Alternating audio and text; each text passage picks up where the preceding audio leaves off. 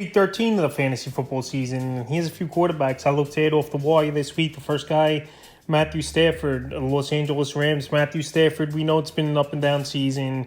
We know they've had a lot of injuries in and out of the lineup of this Ram team, but Stafford coming off a nice game at the Arizona Cardinals where he had 32 fantasy points in that one, 229 pass yards, 4 touchdowns, an INT, and 2 rush yards. I know next week's definitely a tough matchup versus the Cleveland Browns, one of the better defenses in the league against the pass. But we saw Russell Wilson and that Denver Bronco offense have a good game in the Week 12 victory. And I think with all his weapons back, we saw Kyren Williams have a huge game for this Ram team, especially in the passing game as well. He made a lot of plays.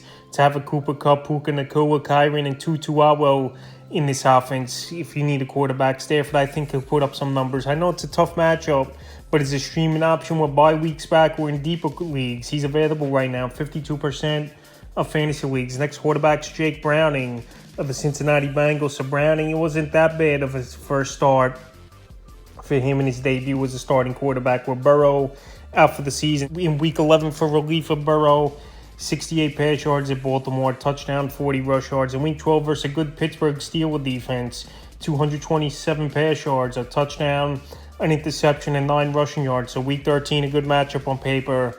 Monday Night Football, the Jacksonville Jaguars. They give up the 6th most fantasy points to quarterbacks on the season. And once again, we saw C.J. Stroud go out there and have a huge performance. So Jake Browning, he still has solid weapons, obviously. Jamar Chase, T. Higgins, Joe Mixon out of the backfield, Tyler Boyd. So right now, even with a banged-up offensive line, and obviously Browning's no Joe Burrow, but with his weapons that can make some plays and help him out. And if you need a quarterback in deeper leagues, he's available right now in 92% of fantasy leagues. Next quarterback's Derek Carr of the New Orleans Saints. I know Derek Carr, the numbers haven't been that great in his first season with the same team. In the last few games as well, he really hasn't put up numbers. Week 10 in Minnesota, he played half a game in that one, 110 pass yards, 10 rushing yards, leaving with a concussion. And then Week 12 in a nice matchup at Atlanta, the passing yards were there, 304 pass yards, an INT, and 7 rushing. So right now, I know Chris Olave left the game with a concussion in Week 12. And Week 13, we know they're going to have to throw the football a whole lot. Once again, it's the same team. Versus the Lions, we know put up a lot of points, even though I know they lost a tough one versus the Packers in Week 12. But anyway, the Lions, 9th most fantasy points to quarterbacks. Jordan Love just went out there and put up 30 fantasy points. And I think Derek Carr, with Olave or not, still going to get his yards. And the only thing with him this season, he really hasn't found the end zone much. So right now, Derek Carr, I think, he'll be a decent option for fantasy owners. Like I said, he's getting the passing yards this season. Now he just has to turn the yards into touchdowns, some of them. And he's available in 56% of fantasy leagues. Next quarterback, Gardner Minshew of the Indianapolis Colts. So Minshew, he's been up and down this season and on and off this head lift. But Minshew, for the most part, he's been one of the more solid backup quarterbacks in all pro football. So Week 12 in that one versus Tampa Bay, 251 pass yards, an INT, 6 rush yards, and a rushing touchdown. So Week 13, a solid matchup at the Tennessee Titans. We know this Tennessee defense really isn't all that great.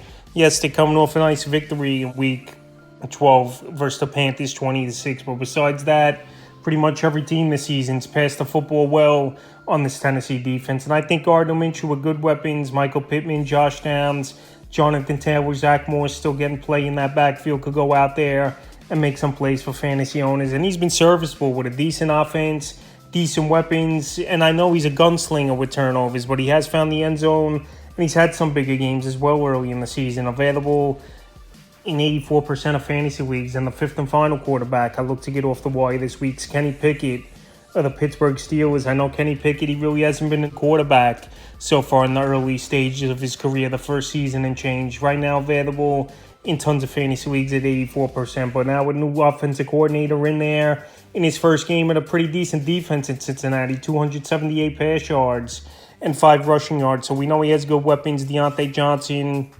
obviously George Pickens, Pat Freiermuth, he had a monster game in this one in Week 12.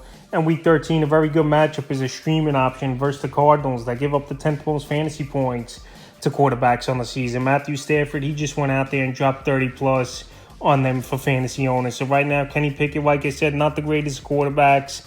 Really hasn't been that good at all, but has good weapons and a good matchup coming up to be a streaming option. So that's a few quarterbacks I looked at off the wire for Week 13 of the fantasy football season.